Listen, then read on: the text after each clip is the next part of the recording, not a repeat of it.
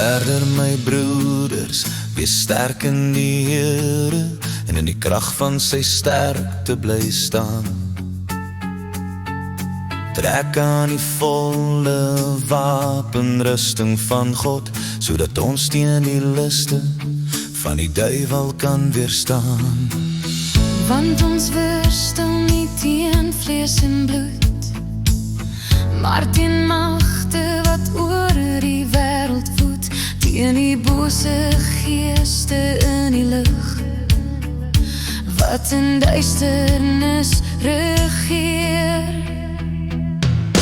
Trek aan, staan vas, die wapenrusting van God.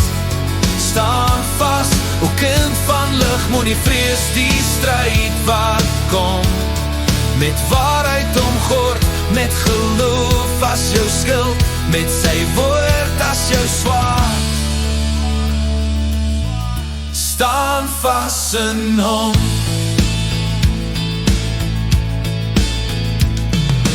Neem nou die volle wapenrusting aan, sodat jy staande bly in die dag van onheil. En nadat jy alles vergeet, bly staan, want God is getrou en hy deel sy deel. Trek in, staan vas, die wapenrusting van God. Staan vas, o kind van lig, moet nie vrees die stryd wat kom. Met waarheid omgord, met geloof as jou skild, met sy woord as jou swaard. Staan vas in hom.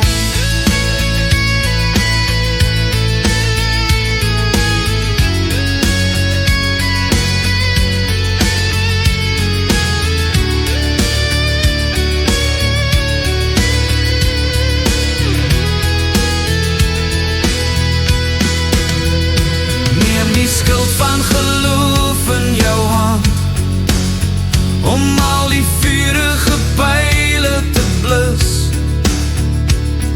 Die helm van verlossing dra met trots, en die swaard van die Gees, sy woord in ons rus. Sagte, staan vas, die woorde wil stem vlugheid. Staan vas, o kind van lig, moet nie vrees die stryd wat kom. Met waarheid omgord, met geloof as jou skild, met sy woord as jou swaard. Staan vas in hom. Staan vas. Staan vas in die krag van sy sterkte.